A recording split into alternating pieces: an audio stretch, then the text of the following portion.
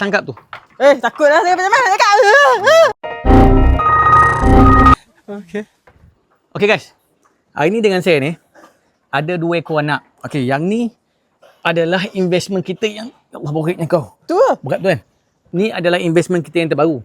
Kita buat masuk Damara lebih kurang dalam 500 ekor induk. 500 ekor induk. Boret tak berat Saya berasa berat. Kita masuk dalam 500 ekor induk lah.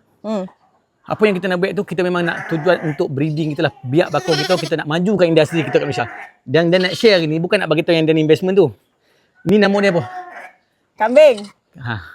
Soalan pertama, salah. Ni bukan kambing. Ini kategori biri-biri.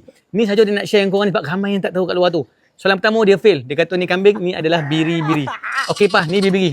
Bakor apa? Bakor. Saya tak pandai dah buat bakor. Dan dah sobut tadi. Itu pun dia tak dapat tangkap. Oh, sapi tu. Ni adalah investment kita yang terbaru. Kita buat masuk Damara lebih. Bukan.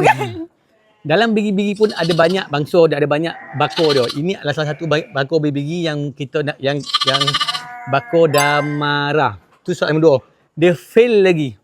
Soalan nombor 3. Rasa-rasa ni anak kambing ni umur dia berapa? Kalau tengok besar ni, dia tak lengkit ni. Borek ni. Tak tiba borek. Setahun. Apa? Dia kau bahas tahun. Lagi jangan 6. Memang salah.